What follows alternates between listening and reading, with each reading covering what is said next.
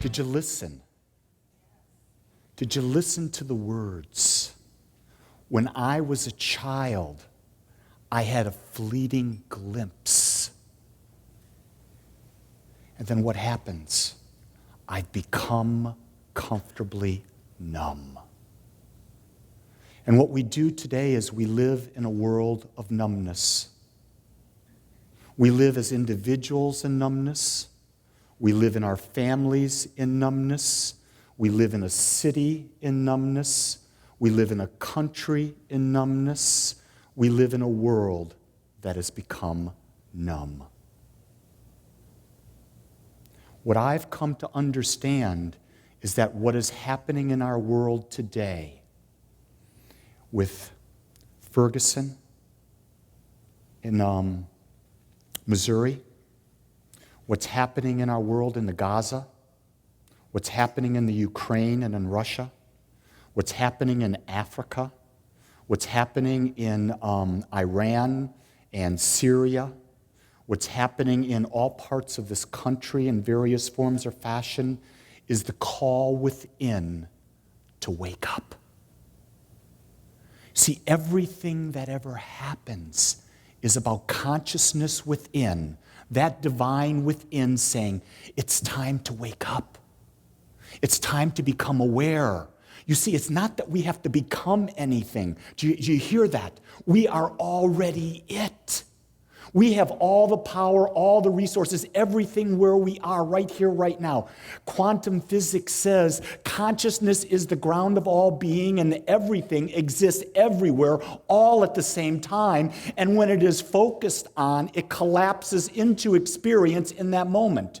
So everything exists for me through my eyes, and whatever I focus on, I collapse into experience. The same thing is true for you, but we have become numbed to thinking a certain way and to only focusing on certain things, so we collapse into experience the same thing over and over and over again, and we live in a loop.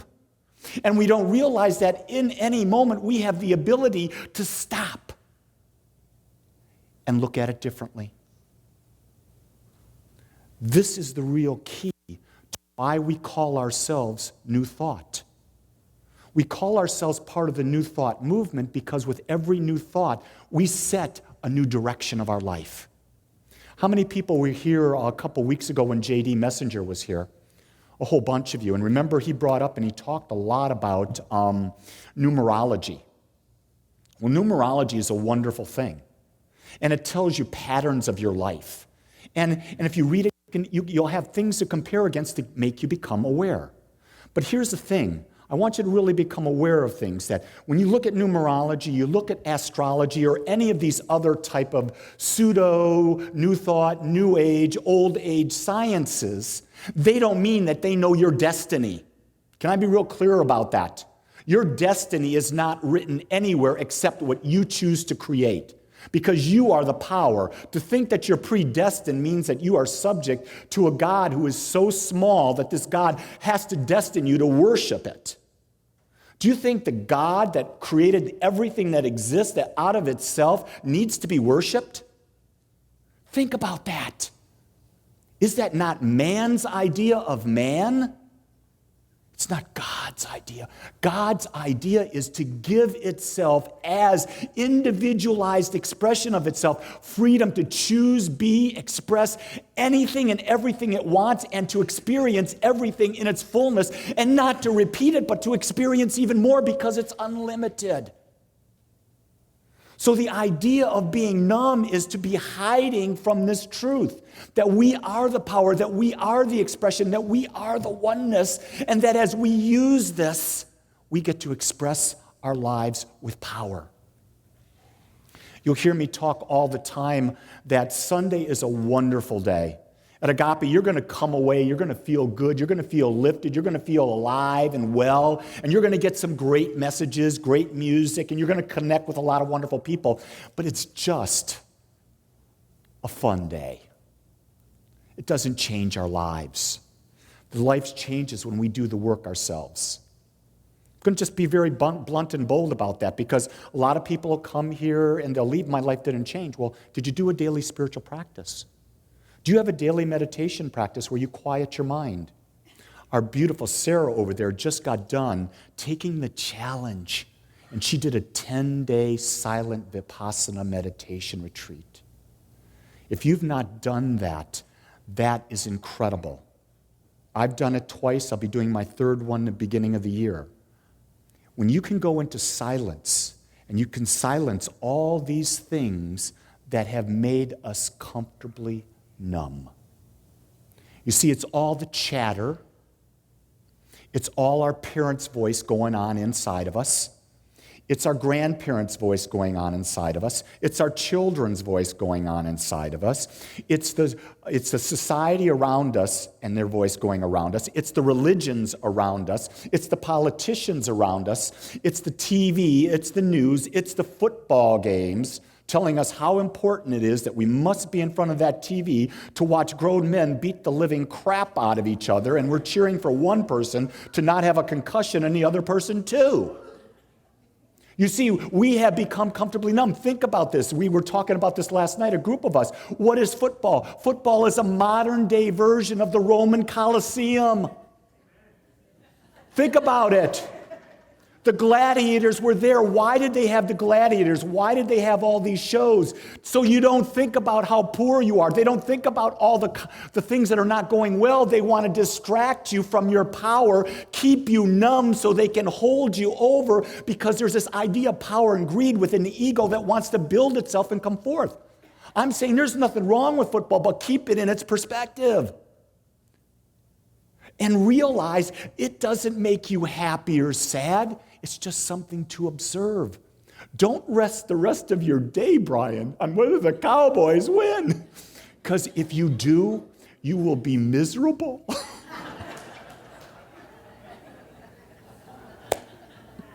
Yes, I took a shot, Jerry Jones.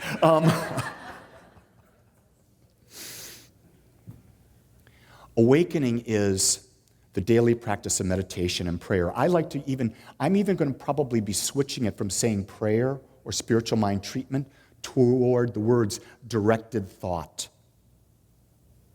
Because this is something I've been getting really clear on. You know, we've heard about positive thinking. What's positive? Marietta would say wearing 5-inch heels is a positive thing. Tom Gandy would say, no way in hell. You know, everyone has a different opinion of what's positive, right? So is there really a thing called positive thinking? No. But there is directed thinking. Now, if you think about that, as Jesus said, it is done unto us as we believe. So what we believe is what we focus on and what we speak the most of. So a lot of people like to come up to me and say, you know, I don't really believe that I'm poor. I really believe I'm abundant. But you know, Reverend Lee, I just don't have any money. And I was talking to my friend John over here, and John and I were talking about how we both don't have money. And we're talking about how the economy's bad and we can't get the job we want and that. Think about what's happening in this conversation. Where is the directed thought? It's on lack, right? What's got to be the expression of that? Lack. Directed thought means when we are committed to anything in our lives, when we are directing that thought, everything in our thought, everything in our words, everything in our actions are going toward that specific chosen idea, thing, experience. And here's a real thing. It's never about the thing. Can we get real clear on that? Thing doesn't matter. It only matters in the movie The Addams Family.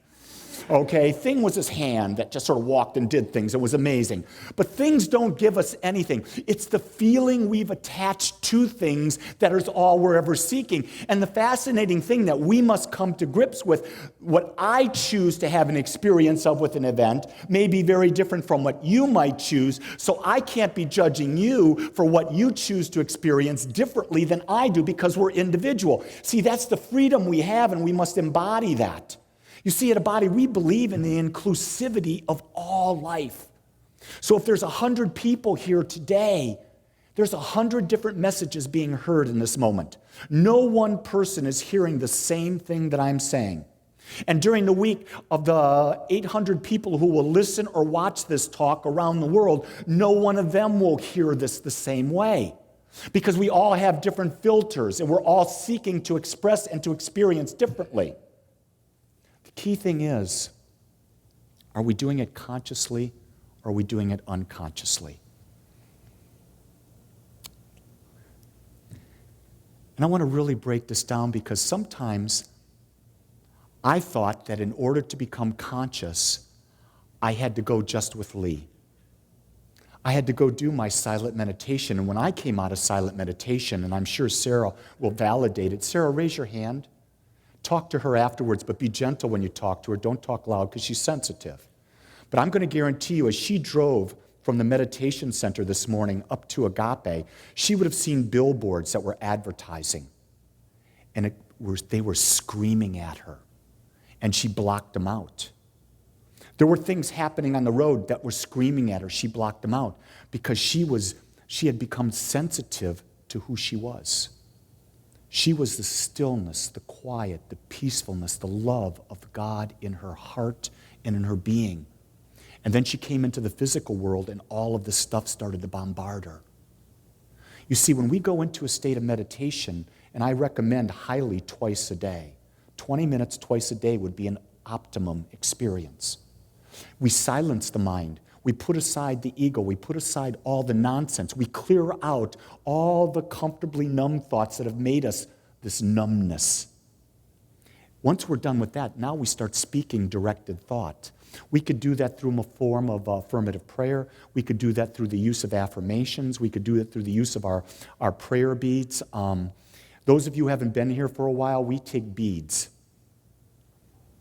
108 of them, and we'll take an affirmation. Divine wisdom guides and directs my every thought, word, and action. And we'll say that 108 times, one for each bead. And when we do that, we're directing the thought. So you have a rock, and what you're doing is you're dropping water, one drop at a time on that rock.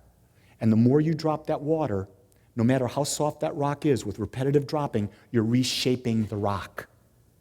So as we do these affirmations, we're reshaping the subconscious mind. When we reshape the subconscious mind by what we choose, we create a mental atmosphere. When we create a mental atmosphere, we go out into the world as a vibration. And as a vibration, we attract to us the people and the experience that are a match to us. Everything in our life is a vibrational match to who we are. So if you want to know where your belief structure is in a moment, what are you attracting into your life? It's a hard question to ask because sometimes we don't want to face the answer. We want to think we're doing it right. We want to think we're doing it in a way that's going to generate the result that we want. It's not that we're doing it right. You see, there is no right or wrong. It's, are we doing it in a way to generate what we choose? And if we're not getting what we choose, it means we have more work to do in the shifting of how we think. And the thought process of thinking is not only the thoughts, it's the words and it's the actions. It's the emotions. You can't separate those four aspects. They've got to be in alignment. So when someone comes up to you, and if I've said something today that pressed a button, good. Because if there was a button pressed, that's something for each of us to go inside and make an analysis of. Because no one should be able to ever say anything to us that makes us feel bad. Feeling bad is a choice. You know, there is a difference between pain and suffering. Are you aware of that?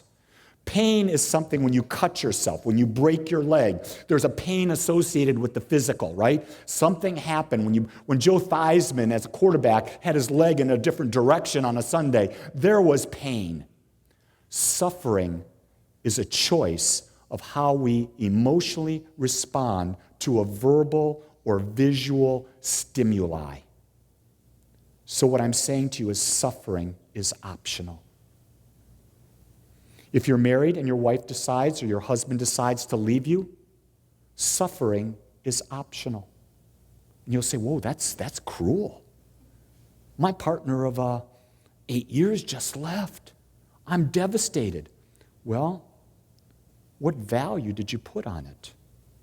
Are you saying that that person was so important that you're not whole? And could that be the reason your marriage ended? Because you didn't self-love enough to realize that you were perfect as you are, and then you would enter into the relationship from the understanding that I'm going to co-create something different from just what we are.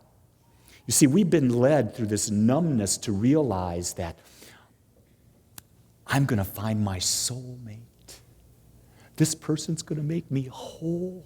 I'm only half, but when I have her, I'm whole. Poppycock. Poppycock. No person can make you whole. Only you can make you whole. This applies to not just in relationships, but to wealth.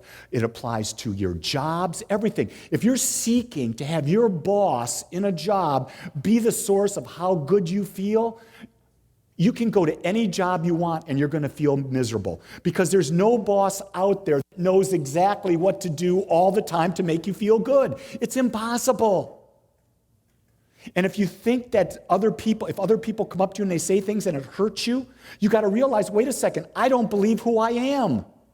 Because if you knew you are the oneness, the allness, the presence, the power of God individualized, who can say anything that's going to get your goat? Nobody, because it wouldn't matter, because you know who you are. I had a woman come up to me after I spoke last week and said, I didn't like your message. I said, isn't that great? And I got this look. What do you mean you didn't? I'm telling you, I didn't like your message. I said, well, I would go home and do an analysis of how that felt and why it felt that way. Well, you ought to reconsider doing your message. I said, no. My message was perfect. It was divinely guided. In fact, I'm probably going to use what you're telling me now in my next talk. She says, you wouldn't do that. I said, watch on YouTube. I'm not going to say your name, but I'm going to use this as an example. You cannot be attached to what other people say, think, or do. You can't be. Here's something I'm wrestling with. We talk about love and acceptance, but what do you do in the case of what's happening in the Middle East with ISIS?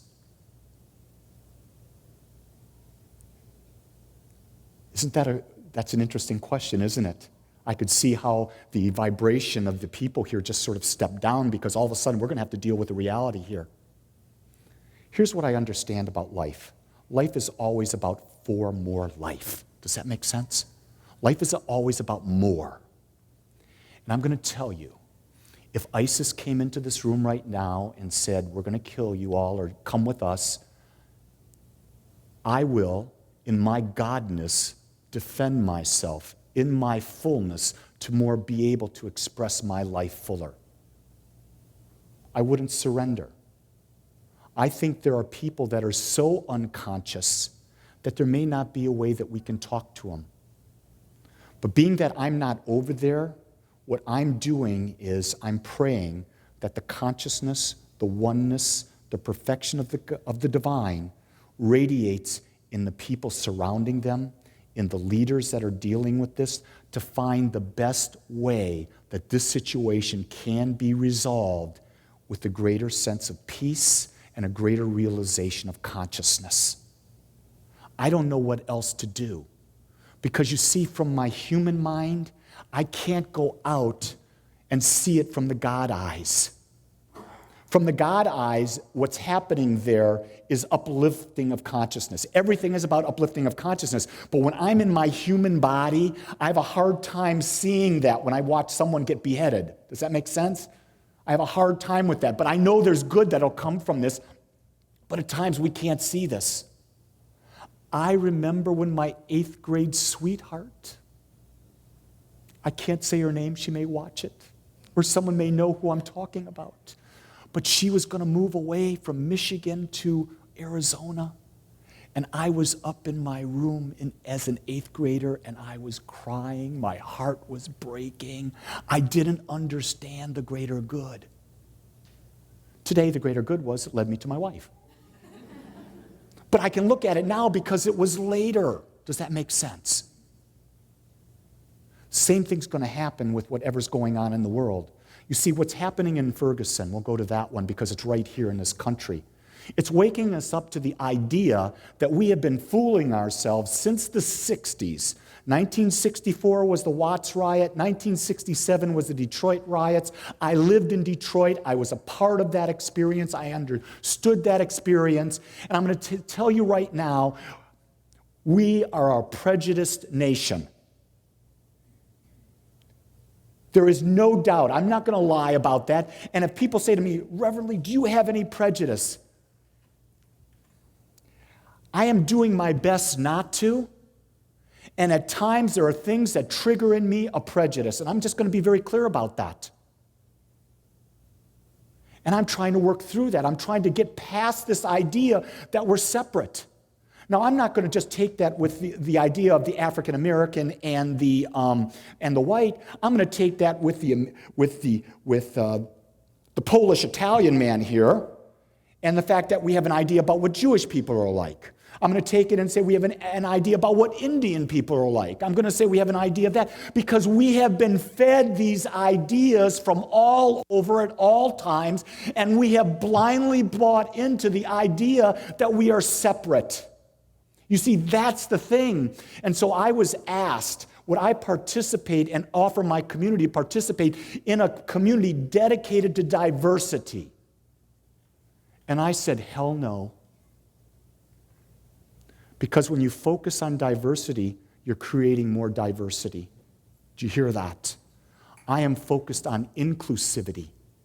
So when I walk up to any person in this room and I look at them and I tell them I love them, I don't love them because of the race, creed, color, sex, age, whatever. I love them because I see God in their eyes. Do you hear? That's the idea. When we look into the eyes of another person, you only see the divine. It is the gateway to the soul. And so that's the idea. How do we get so that we can look at the world through the eyes of the soul? That's the challenge. But to do that takes us out of a state of numbness. I'm going to invite you for this next week that when you have conversations with anyone, do not do this. You know what I'm talking about? Do this. Look into their eyes and be present. And if you do that with the consciousness that you are now aware, you are now awake, and you are choosing never to be numb again. I promise you, if you do that simple exercise, when you come to service next Sunday, you will feel different. You will look different. You will radiate different because you will have recognized the God, the power, the consciousness, the awareness, the love that is within you. I'm looking at you. I see who you are. You are it. And what is it? It is perfect. It is whole. It is complete. It is magnificent. It is powerful. It radiates. It is joy-filled. It is abundant. It is well. As I said that, embrace those words for yourself. See yourself through my eyes. See yourself through the eyes of God. And when you go home, look in the mirror and say, I love you just the way you are.